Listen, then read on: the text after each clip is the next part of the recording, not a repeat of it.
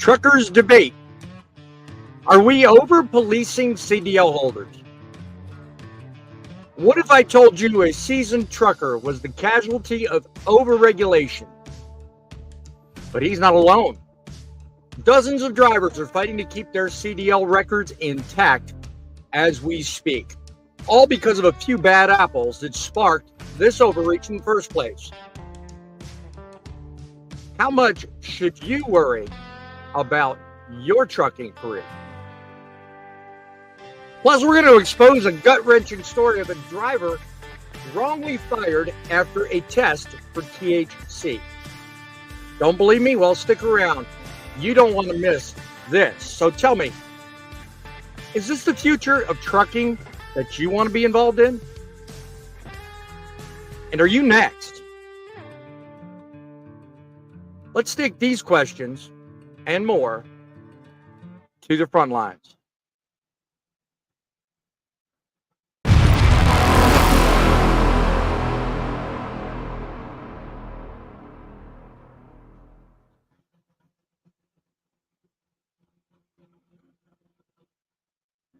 Howdy-ho, gentlemen and ladies. We are getting started. Late, but we are getting started. Not that I asked you for that. Thank you. That's only half of the problems I've had today. Welcome to a primetime edition of Frontlines. I've been fighting my computer most of the day doing updates. And, well, up to now, the updates have won. But we are here, and we are giving you a taste of what the Frontlines is all about. So let's get this show started. Shall we begin? YouTube's most unique news show has begun. The fastest growing YouTube channel, Truckin' City News. And I am gonna beat him. The president telling Justin Trudeau to get tough. There was no information online. And the El Rushbo of Truckin' News, Boss Man.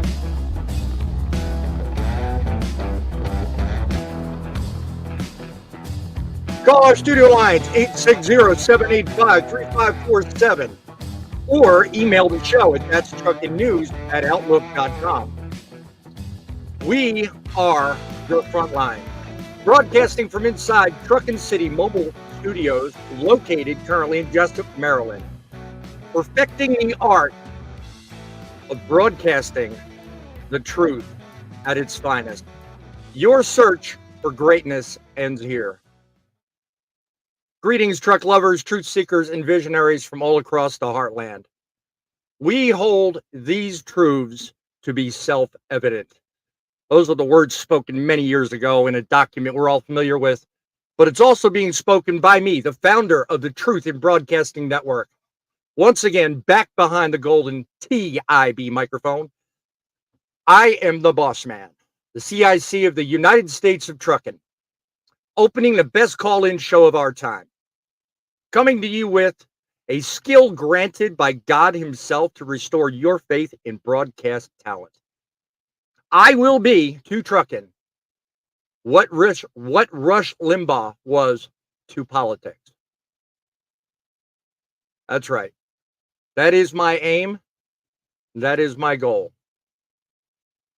I, your host, single-handedly pointing out that we can make trucking great again.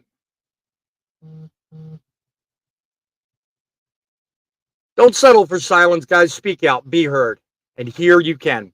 Every one of you can make a difference. Be part of the solution and not the problem. Your voice matters, and this show is your platform to be heard. If you've got a question, if you've got an issue, if you'd like to be part of a movement that never ends, call the front lines today. 860-785-3547. Trucking Frontlines is a show built by truckers for truckers. Remember, guys, viewer contributions are the backbone of this show and everything it stands for. Go forth, spread the word, tell your mom, tell your pop, tell your sister, and every brother in the trucking industry that you have found greatness once a year. Once again, truckincitymedia.com. We're easy to find. truckincitymedia.com. If you want to join the show and think you can add to it, either call the show or click the StreamYard link in the description.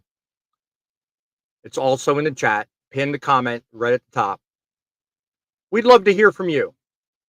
Both your thoughts on the stories we're talking about, your thoughts on the industry at large.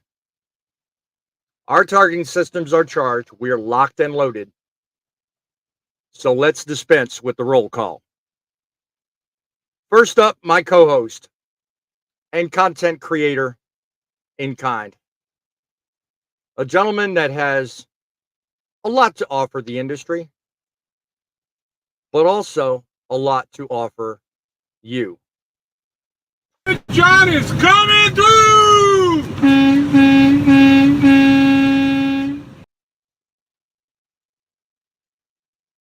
How's things hanging today, John? You doing good? Doing well, living the life, you know what I mean? I hear you. Trying to put a little dynamics into the entry for you guys and let them know what everything's all about. I mean, my eyes, you're more than just the average YouTuber.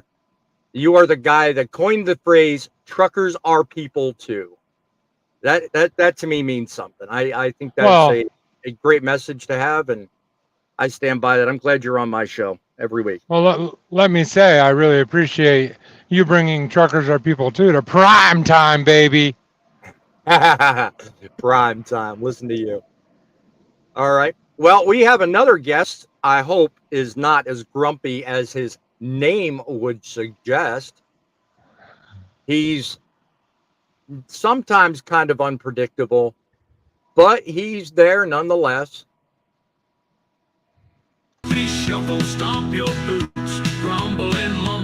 Grumpiest president is 100% your answer to make trucking great again.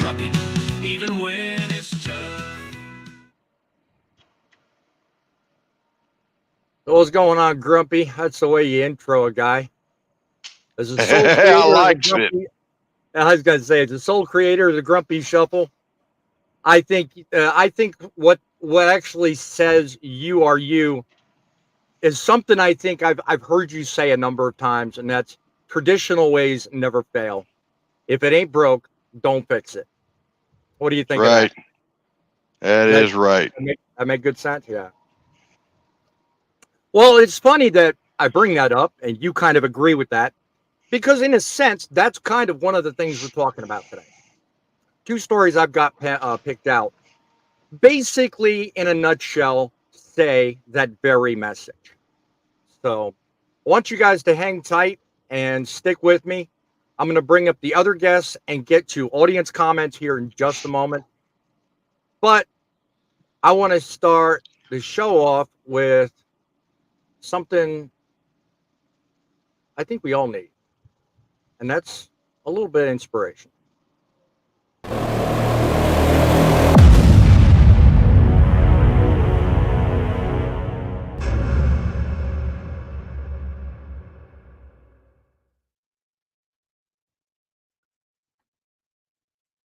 Yeah, inspiration. We could all use that.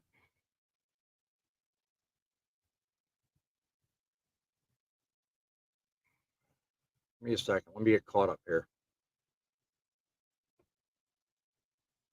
If you in the audience have a thought for a story or something that you'd like to add to either for inspirational purposes or just a story you'd like me to cover, do me a favor. Send it to That's Trucking News at Outlook.com. I have an open mind and I look for sources of inspiration and good stories that give you a perspective on what trucking's all about. Too often we face dilemmas head on. Like in the news a few days ago was a video kind of like, let me see, hang on one second. Yeah. Okay. I know where I wanted to go with this. You want to talk about facing dilemmas head on. Get a load of this.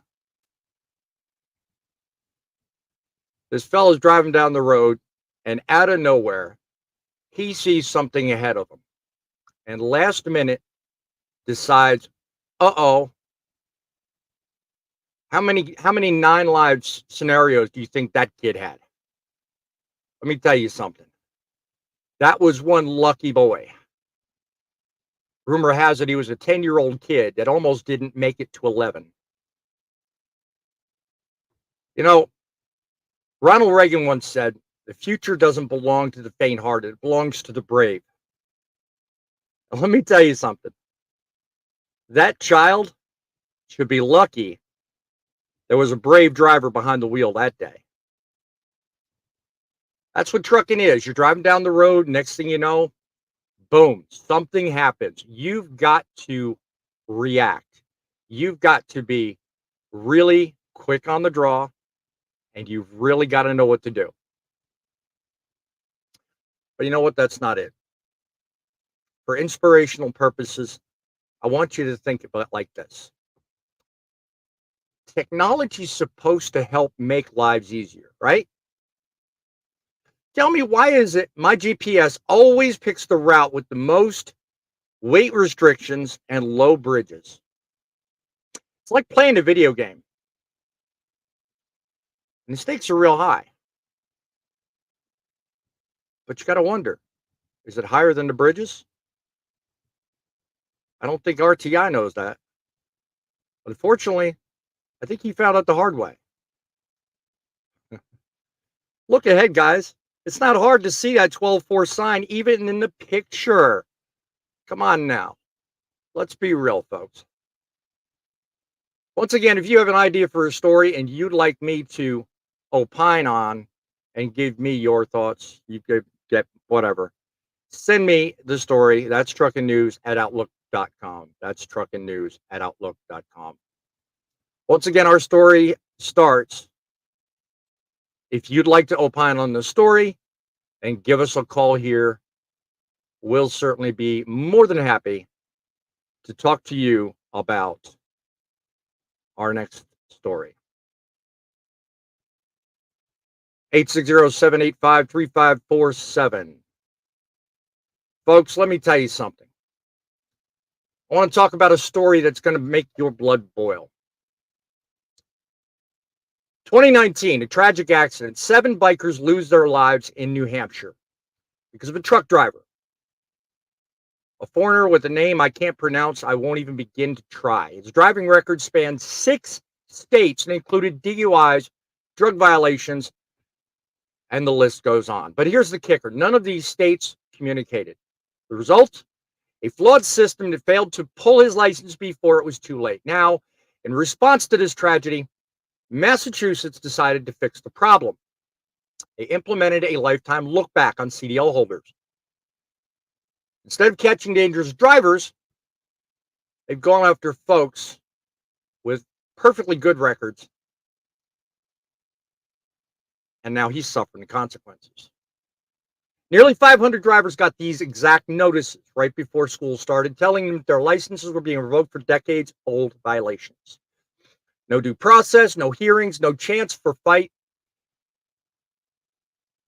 It's not federal law. It's Massachusetts trying to cover its own rear end by punishing law-abiding drivers. After a massive outcry from drivers, they put these revocations on hold, but not before the damage was already done. They implement these lifetime blocks, reviewing decades-old violations, putting everybody's life on hold. Drivers were given 1 week with this notice that they were given. No opportunity for hearings, no opportunity for appeals. The revocation just took place. One such story features a gentleman by the name of McCloskey. He faced losing his career for over violations that spanned 30 years old, one of which was dismissed, and the other where he was not even found guilty. Links to the story are in the description. But following a significant backlash from the drivers and transportation groups, the Massachusetts Registry of Motor Vehicles temporarily put these revocations on hold and have given the drivers until November to file for hearings, but there's still uncertainty as to what's going to happen. Now remember, the system that failed to catch the fellow that caused all this was because the states weren't talking to each other. It's not Massachusetts' problem. It's not McCloskey's problem. And it's not any one of the other 500 drivers' problems. It's a problem of a system that needs to be fixed. The system needs to be fixed. States need to communicate with each other and give everybody what's due. All right? It's quite simple. In this day of internet age, we can do this. Violations that were either dismissed or where drivers were not found guilty, boom, suddenly show up and cause this guy, whoever is, what I think he was a CDL driver, an actual driver, not a bus driver. And he now all of a sudden has to go through this BS and can't drive until everything's cleared up. And this is what you have when bureaucrats have too much time on their hands. They didn't give these guys a chance for a hearing, nothing. Folks, we got to watch these agencies carefully. This could happen to any one of us. Let me know what you think of the story and those affected. Call us on our studio line, 860-785-3547. Send us an email, put a comment in the chat. Let's get to it. Let's talk with people and find out some real meat behind the story. Let's see what you guys think. And I thought I had 4 people in here, but it looks like I'm missing somebody. No, come on. There we go. I don't see. Oh, well, they'll be back, I'm sure. So, guys, what do you think? I mean, decades ago, you get cited, you get a ticket, you clear it up, and then all of a sudden, out of the blue, because some bureaucrat has some time on his hands and somebody barking his phone line up over an accident, they're going to suddenly change things, and now you have to account for something you cleared up 30 years ago. What you think of that one, Grumpy? What would you think if you had to deal with that kind of mess?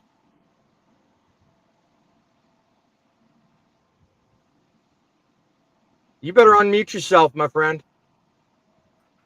Sorry. I have technical difficulties myself.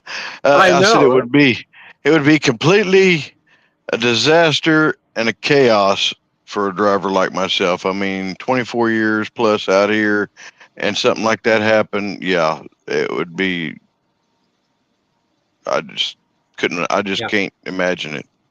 Yeah, I mean, it can be rather chaotic. I mean, I myself have never had something that bad, but if one state can cause 500 drivers to have an issue, imagine what happens if similar legislation were to affect other states and other people in similar situations. I mean, you're always one to think about stuff like that, John. I mean, would that kind of make your blood boil if you thought, well, Massachusetts, I mean, they're in the Northeast, they could easily affect others. You know, New York and California do it all the time. They pass a law, and the next thing you know, every other state in the union's got a similar law or similar legislation. What do you think? Yeah, that's how it works. They do one as a test state, and if it worked out well and they made money off of it, because let's be honest, that's what it's about, making money. And when one makes money off of it, then guess what? The next one's going to do it too. But the problem is, I like you started it talking about the Constitution. I'm going to go back there for a second. Good.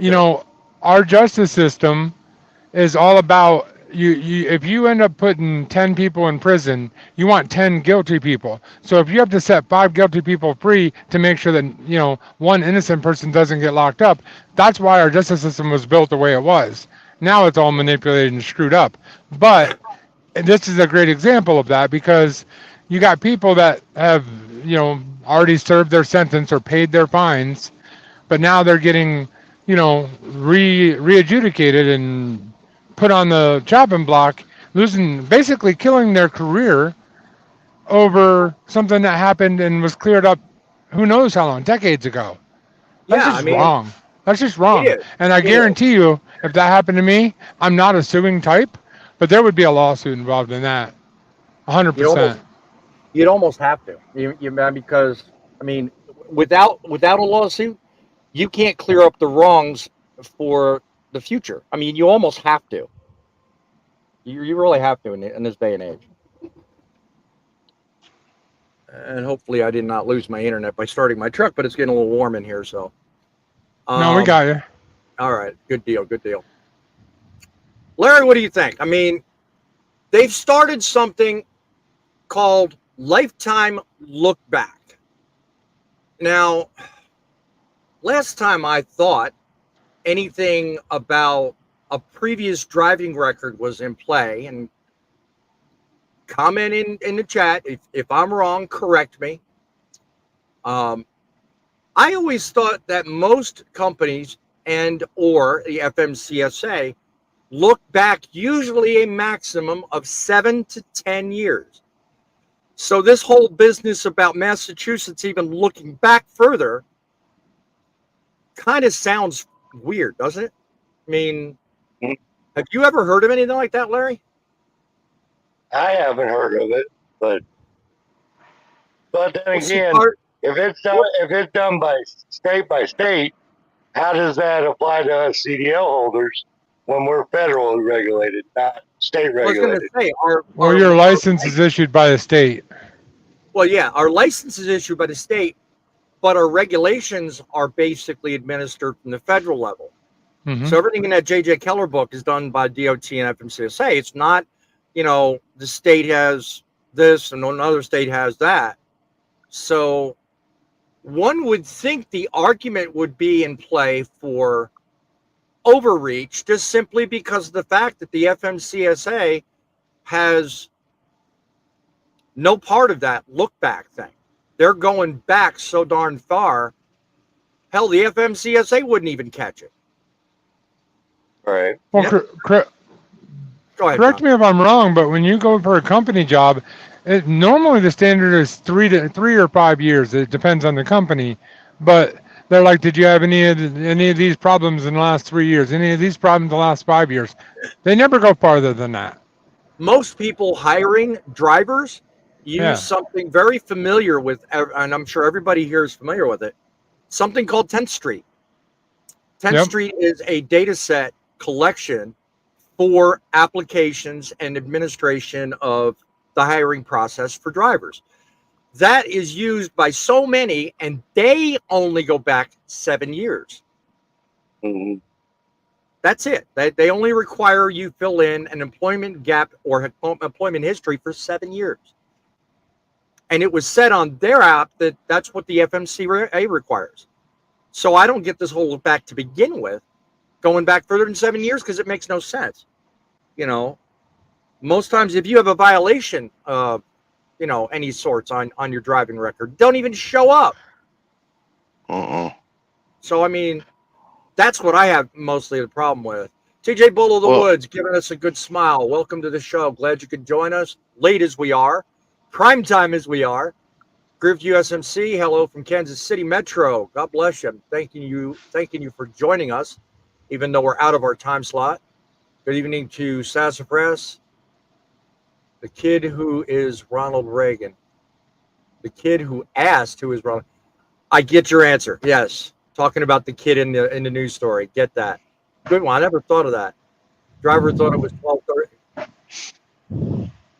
12.33 meters. Okay, I'll pretend I understand that one. I think that was another reference to the B-roll video of the kid about losing his life. Government muting Grumpy's wisdom. He really likes picking on you.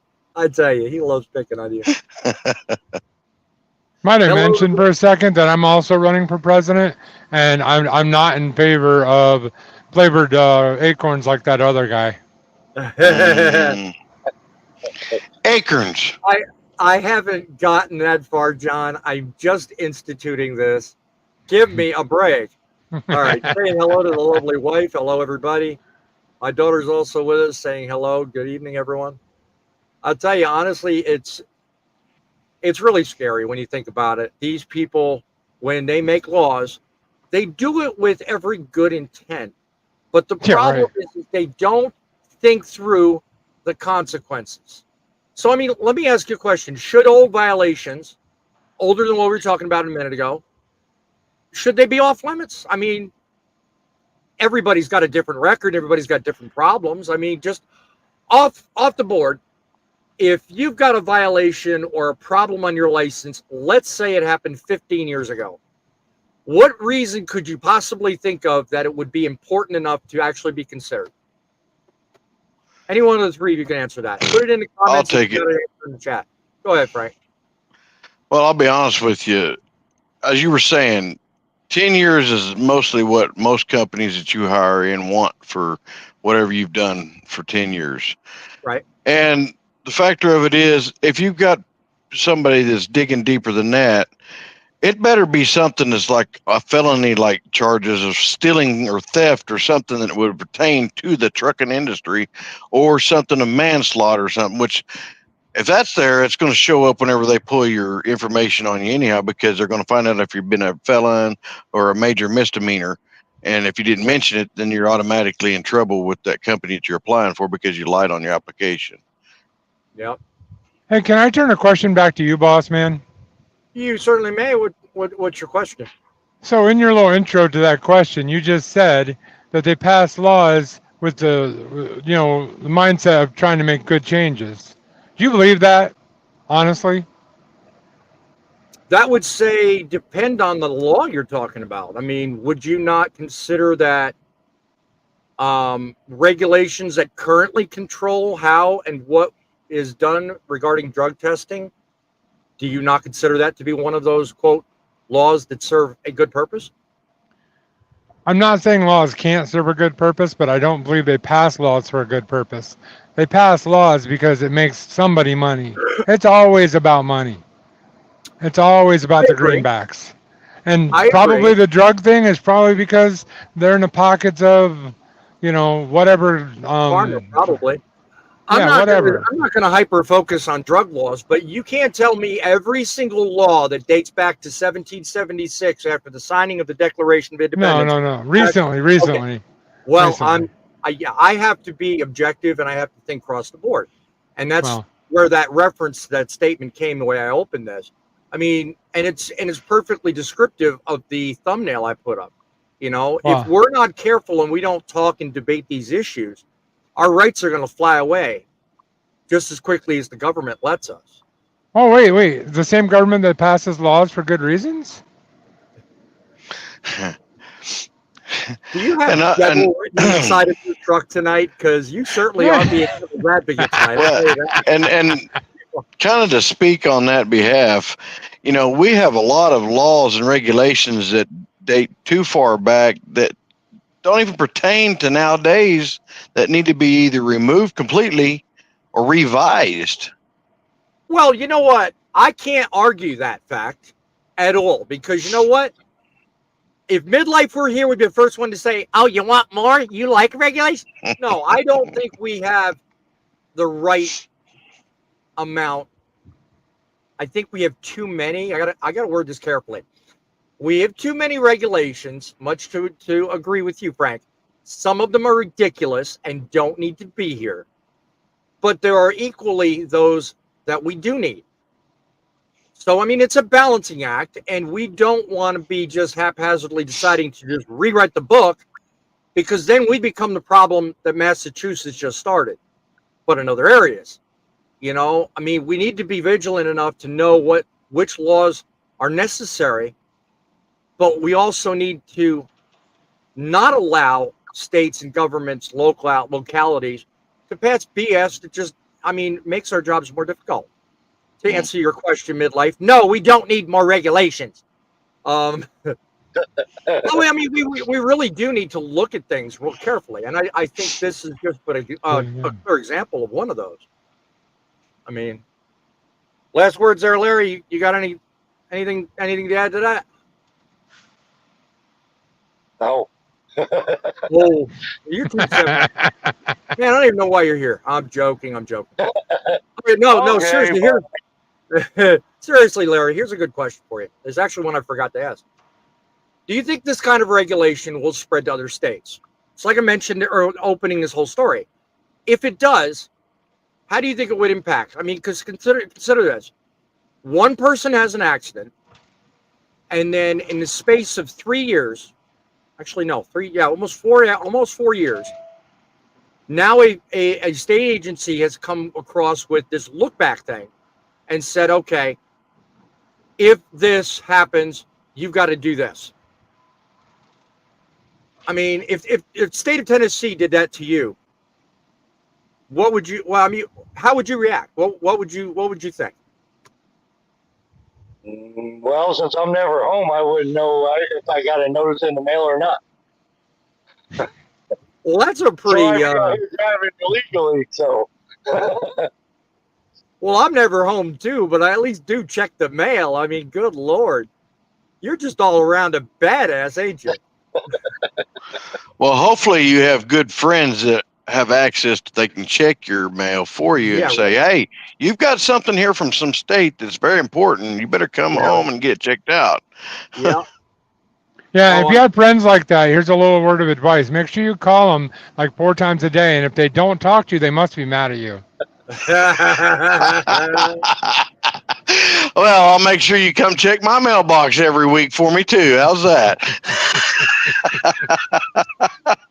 Grumpy, he's not going to let you live that down, I swear. No. Yep. All right, guys, we're going to move on to the next story here. I've got a feeling this next one's going to be just as energetic.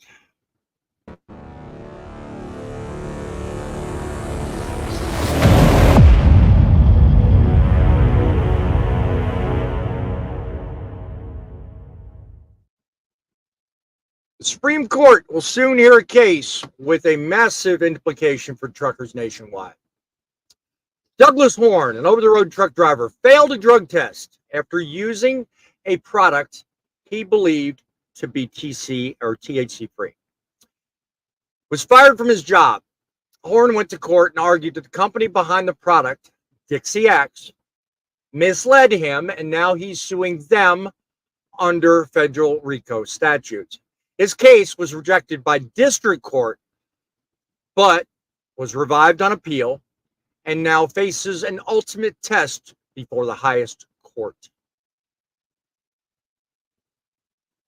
We're heading into this one with our eyes open.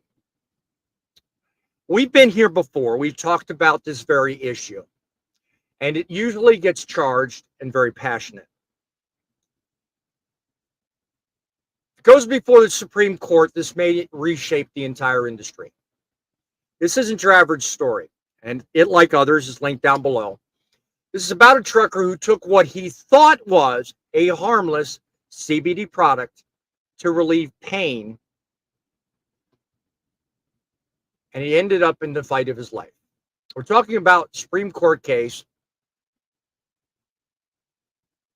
and how we as states and the federal government deal with drug tests. The backstory is this, the foundation of it all. Picture this, it's 2012. Douglas, a driver, gets into an accident. It leaves him with some nagging injuries, his back, his shoulder, all that stuff, really hurt. And now, he's a straight shooter and a professional guy behind the wheel, and every trucker out there that knows him knows that he has, just like every one of us, has to submit to regular drug tests. So he doesn't really want to do something that's going to put him in a place where he's going to get canned. Because one positive test, you're done. Boom. Here's where the story takes a twist. He's trying to get some relief, so he picks up a CBD product. And there's plenty of them out there that they've been out there on the market. And we've all taken advantage of it. Some of us, not all of us.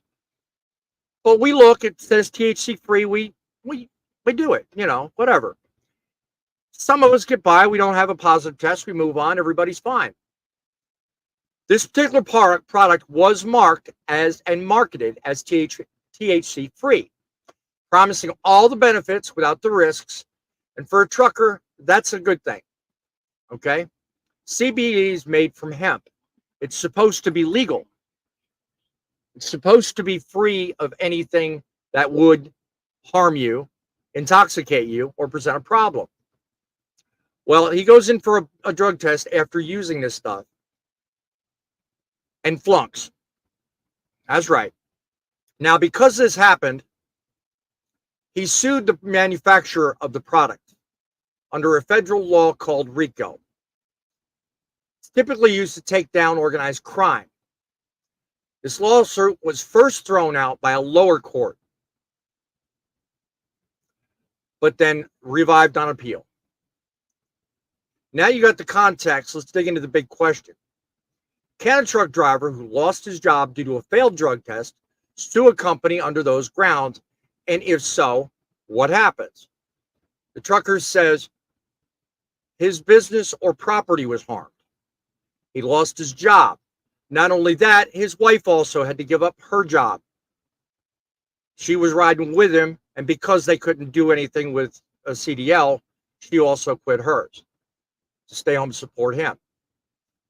The company fires back saying it's really about personal injury and it's not a business loss. They put their 2 cents in and complicate matters. So now it's going to go to the Supreme Court.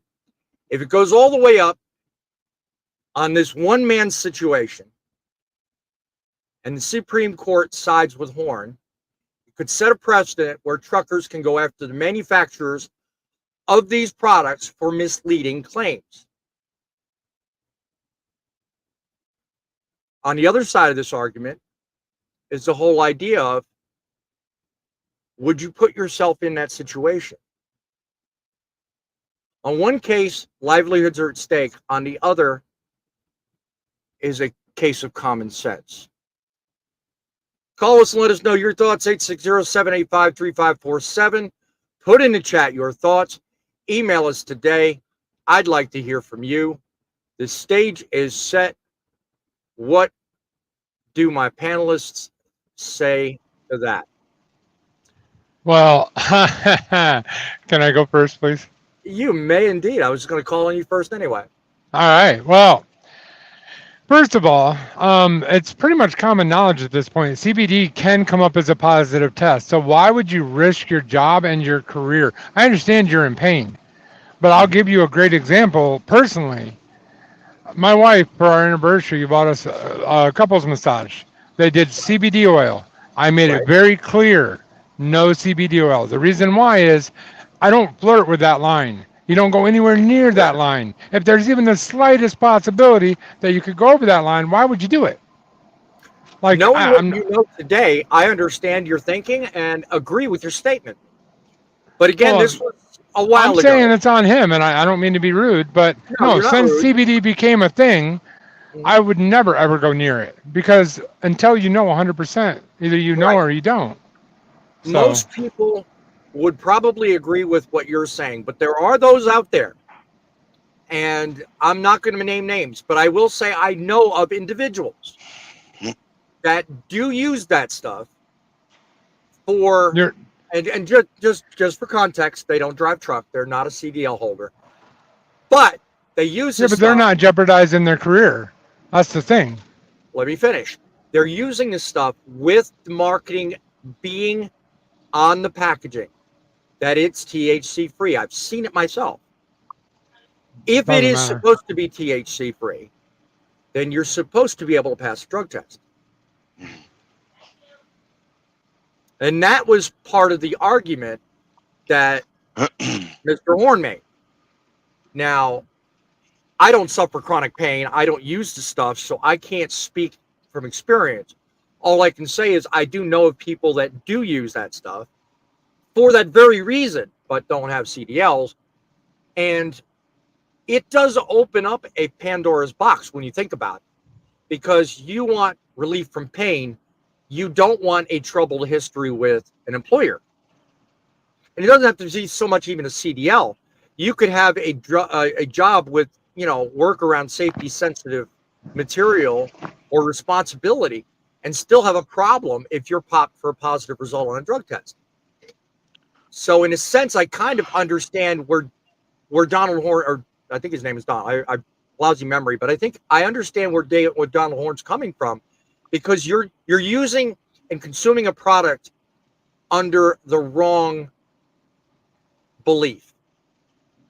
You think you're getting one situation, and in fact, without realizing it, you're being delivered a completely separate line. Grumpy, what do you think? Go ahead, John, quickly, and Thank I'll you. take over. Thank you. Oh, let me put a twist on that then, because as truck drivers, we're responsible for what goes in our body, no matter what the packaging says. So if I walk up to a truck driver and I say, here's a Coke, and they drink the Coke and it's Coke and rum, and then they go out and get in an accident, it's on them. Probably on me too, but it's on them, because you're responsible for what goes into your body. I don't care what the packaging says. Well, now I'm going to start sounding like you, because if somebody hands me a drink in an open parking lot, or even in a bar, or even I'm not taking it. If I don't know where that damn thing comes from, I ain't taking it. Well, Same my thing point with is, product. my point is, when you get something, whether it's from a company or a person, you're responsible for what you're putting in your body. What stops you from taking Tylenol? You take Tylenol because you know it's not narcotic. As somebody that's had chronic pain, Tylenol and ibuprofen do absolutely nothing for you. So I understand the dilemma there. I don't really suffer from it anymore, but I used to. For a lot of years, my back was the problem. But you're still responsible. It still falls on you. Right. All I'm trying to do, John, is paint a picture. You take Tylenol because you know it's not going to put you in a situation where you're going to have to either fight for your life or possibly kill someone. Tylenol's safe. It's marketed that way. It's made that way. You understand it. You see it. You know it. It's advertised that way. And for all I know, and I can't speak for Donald, and I can't speak for the others I mentioned earlier, maybe this product that they were using was prescribed by a doctor. Maybe it wasn't. I don't know. Maybe it was marketed in a way that said, you won't have a problem. I don't know. But if you can take Tylenol and you believe this product to be safe, there should be no difference. Well, but, I mean, by that thinking, O'Doul's, which is an alcohol-free beer, advertises that it's alcohol-free. But actually, if you read it, it's not alcohol-free. If you drink enough of it, it would be enough. It'd be you have to drink a lot. 1% by volume. Yep. Yeah. It goes without saying. But they market it as alcohol-free.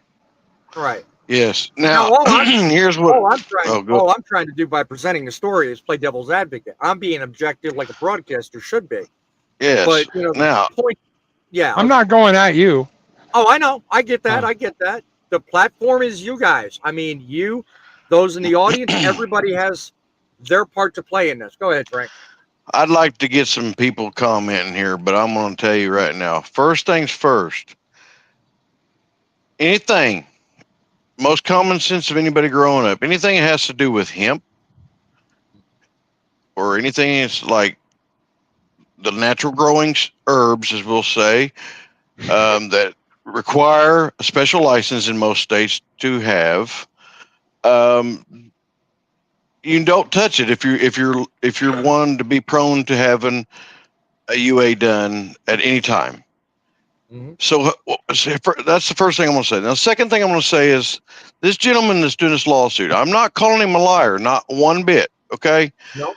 But the way the courts are looking at this is, and the company is looking at this, how do they know that this man didn't do something that had it in it other than their product? There's no way of proving it. So therefore, it's going to be thrown from them. It's probably going to be thrown out again. If he gets anything, kudos for the gentleman. But I really doubt he's going to get anything if he gets much of it all.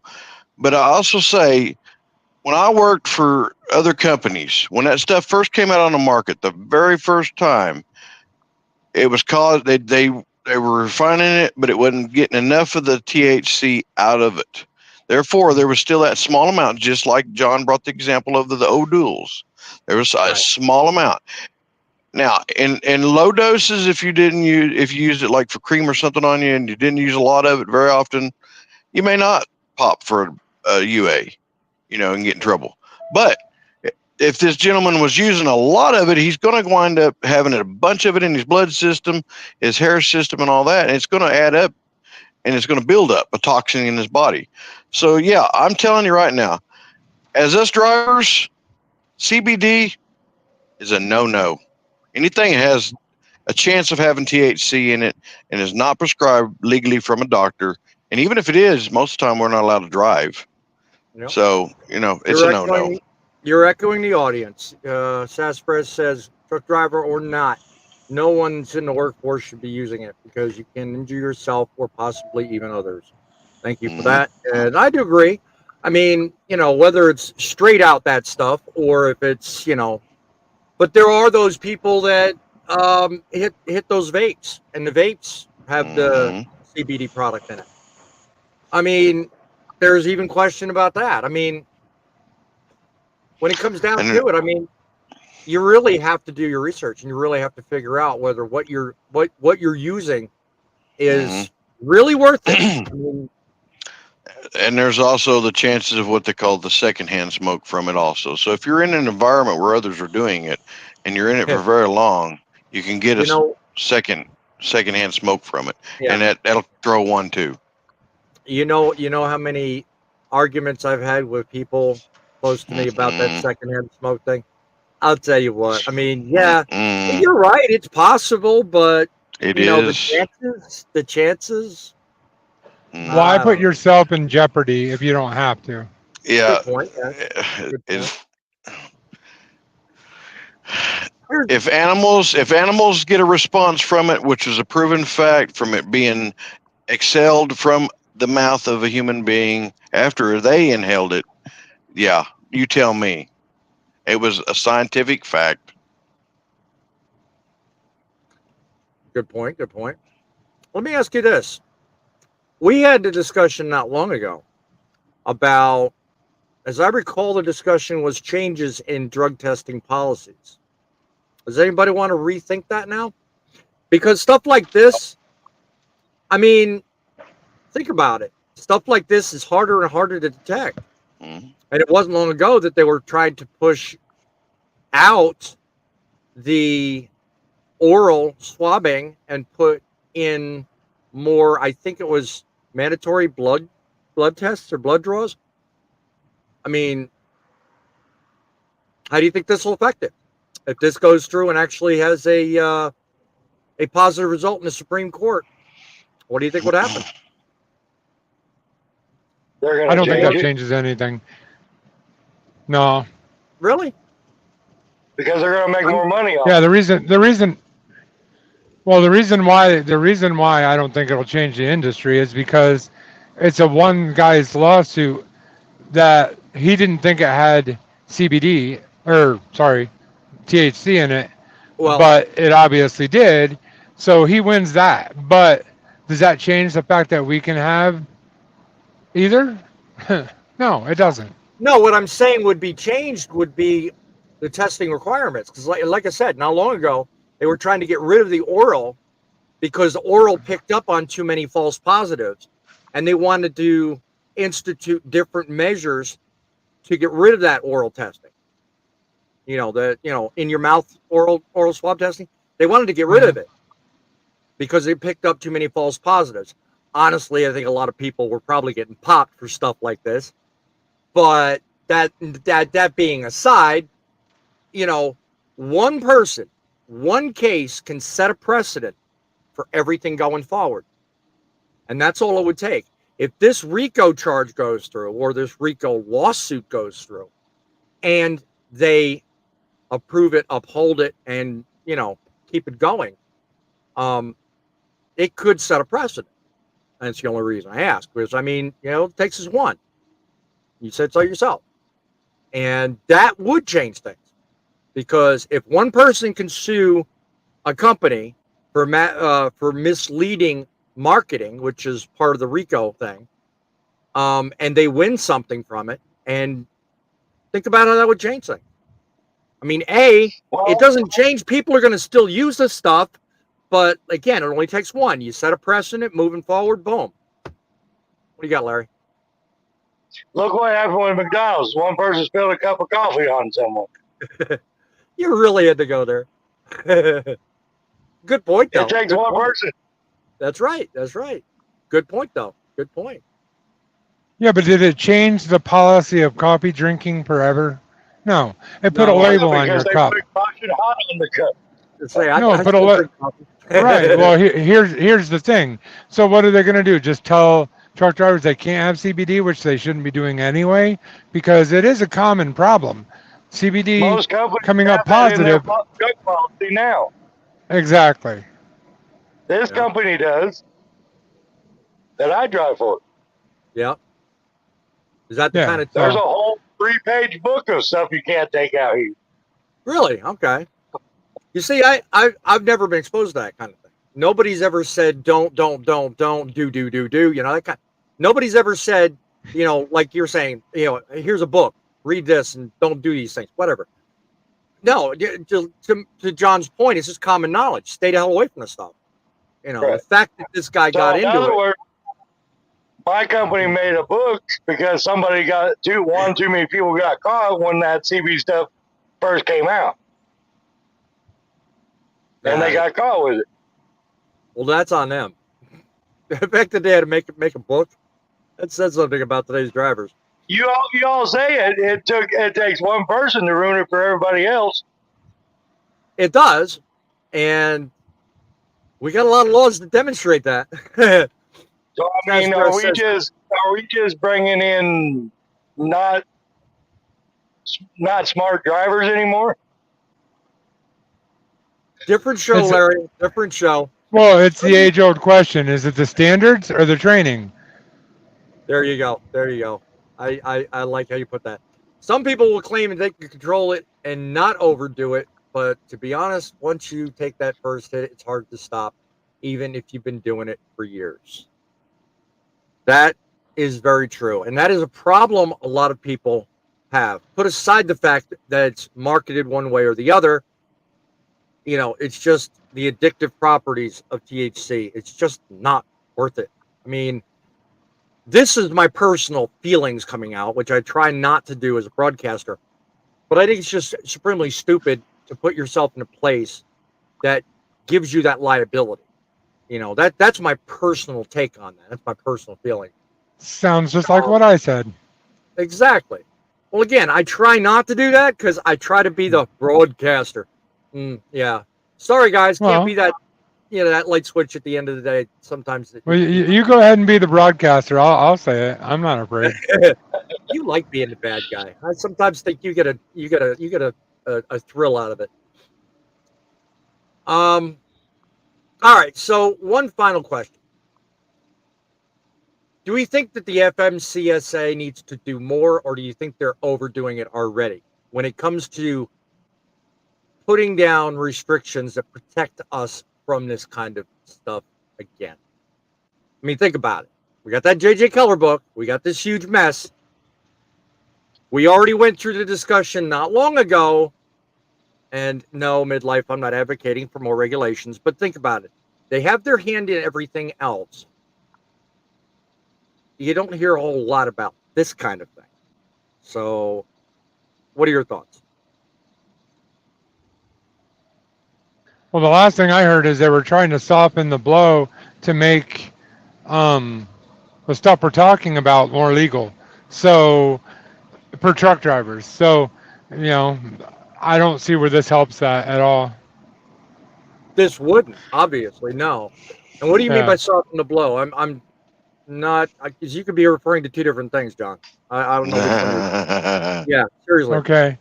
The stuff you roll and buy from the guy in the corner or the dispensary down the street and then drive a semi. No, they're trying to soften the texture of it to society to make it okay for truck drivers. They've been trying to do that. They're changing the level of it. It's not going to be It's like when you watch a violent movie. At the beginning, when it's really violent, you're like, oh my gosh. But by the end, you become so desensitized to it that you don't even realize how violent it is. Same thing here. They're desensitizing the general public to it so that eventually they're going to make it so the truckers can do it too. I think I asked the right question here. I was thinking you were going in a different direction. So what you're talking about is this Schedule 1, Schedule 3 argument that they were talking about. Is that what you're talking about? Yes. Okay. See, I thought you were going in a different direction. So I guess I did ask the right question. You know, I'm on the side of if it works, don't fix it. Sound familiar, Frank? Because as I started to show out, currently, yes, that's the way it is. The way the laws are regarding this stuff anyway, the laws are in place and I think do an adequate job. And to your point, John, I don't know if they're trying to soften it or change it to make it easier. To sensitize. Yeah, they are. Well, yeah, maybe you're right. And maybe they are. But again, I go back to what I said a minute ago. If it ain't broke, don't fix it. Well, let me ask you a question along those lines, okay? I get what you're saying, but as human beings, we do it all the time. Trucking, YouTube, and in life. If you got something that's working, like let's say you're making great videos and people are watching and subscribing and viewing like crazy, right? Mm-hmm. What do? Well, you don't keep making the same videos, you change them. Why? Because that's our nature. Yeah. But you should just keep them the same. Same in trucking. Trucking worked well for a lot of years. Now they're changing all this different stuff, new regulations, new hours of service, all these other different things. Some of them are good things, don't get me wrong. I don't know if you're making an argument for consistency or improvement. You kind of lost me there for a second. Consistency. If you have something that's working, you always try to redo the what's working, whether it's in trucking or not. The problem is human nature wants to improve upon something that's working, and it always takes it the wrong direction. So there must be something broken with it, or they wouldn't be trying to fix it, right? No. Let me ask you a question. No. Let me ask you a question. If you could have $100 and someone said, if you just do this, I'll give you $101, you do it, right? Well, guess what? You're trying to pick something that's, and guess what? It's not going to work. Just keep making your $100. Stop trying to change it. It's the same with what we're talking about right now. That's the whole idea. If it ain't broke, don't fix it. Poet giving us his 2 cents. He said they're going in way over with their mandates. Appreciate your 2 cents on that, Poet. Just wanted to slide that in there as well. Well, I mean, my personal, and again, I try not to get personal. My personal stake in this is just as I said earlier. If it ain't broke, don't fix it. And to your point a minute ago, John, consistency always wins the day. You can't go wrong with consistency. But as humans, we always want to improve upon even things that work. That's the problem. Can that be a good thing or bad thing? Well, you tell me by what we're talking about. If it's working and you try to improve it, there's a chance that you don't improve it, which makes it worse. So is it working or not working? I'm going to add to that. Go ahead, Brent. As we've seen, if you look back in history, for some reason, history has a way of repeating itself. Some way, somehow. May not be exact, but some way, somehow, it repeats itself. Therefore, hopefully by the time it repeats, somebody's learned from the past and said, we can't do that this time, or we're going to change it. You know that funny argument about history repeating itself? It is. It always is. It always does, and that's just part of learning. Guys, we're going to call it here on this one. I want you to constantly look here at the right times, assuming my computer doesn't give me fits. We are looking to be a trustable source for your news and information. We want you to tell others where to find us. Subscribe today. Subscribe to John. Subscribe to Grumpy. Definitely look us up. Wednesdays at 7, Saturdays at 11. current topic notwithstanding, we do make you think about trucking in a whole different way, because we want to make trucking great again. Don't forget, guys, while you're on the roads, remember, it's the trucks that make the deliveries, but it's you that make the difference. Till next week, just do your best. Keep the faith. Keep between the lines. And keep it rolling.